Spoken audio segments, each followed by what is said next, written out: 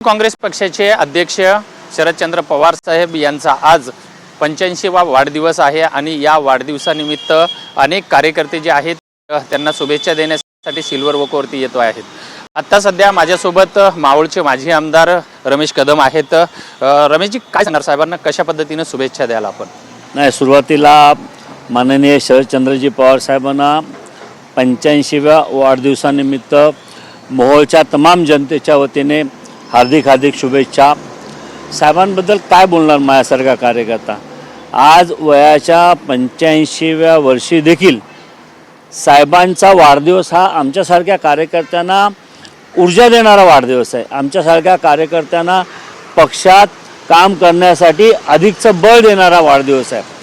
साहेबांबद्दलचा एक किस्सा सांगायचा म्हटला तर मोहोळमध्ये माझ्या 25 वर्षाच्या मुलीला विधानसभेची उमेदवारी दिली होती।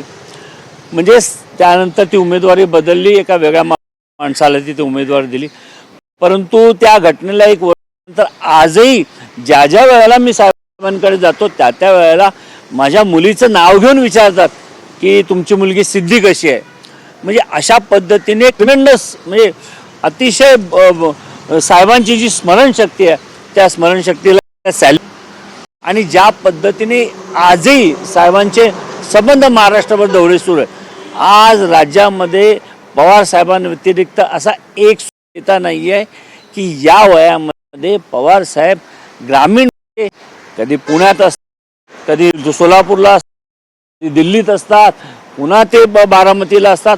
म्हणजे अशा पद्धतीने एकाच दिवशी प्रवास। या जे आहे तरुणांना नेमकी काय संदेश देणारी आहे? ही ऊर्जा आमच्यासारख्या तरुणांना, कार्यकर्त्यांना, शेवटी म्हणजे तुम्ही पण काम करा।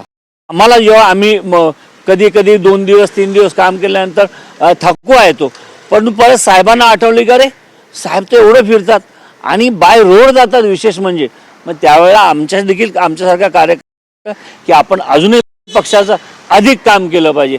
म्हणजे आमच्यासारख्या कार्यकर्त्यांना ऊर्जा देणारा हा नेता आहे। आमच्यासारख्या कार्यकर्त्यांना ऊर्जा देणारा हा पवार साहेबांचा निश्चितच आपण केलेलं आहे की 85व्या वर्षामध्ये सुद्धा एका तरुण योद्ध्याप्रमाणे आदरणीय शरदचंद्र पवार साहेब हे अख्खा महाराष्ट्र पिंजून काढत असतात। आणि निश्चितच आजच्या तरुण युवा पिढीला हा एक संदेश आहे की पवार साहेबांसारखा योद्धा प्रत्येक कार्यकर्त्यामध्ये निर्माण झाला पाहिजे। व्हिडिओ जर्नलिस्ट गणेश मोरेसह विजय गायकवाड, TV9 मराठी, मुंबई।